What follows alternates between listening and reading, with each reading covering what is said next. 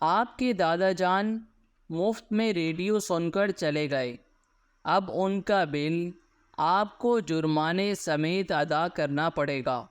حکومت پاکستان۔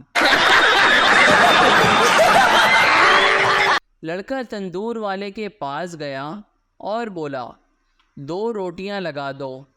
تندور والا، 2 منٹ ٹھہرو، لگا دیتا ہوں۔ لڑکا تندور والے کو غصے سے، جلدی سے 2 روٹیاں لگا دو۔ تندور والا، 2 منٹ صبر کرو، لگا دیتا ہوں۔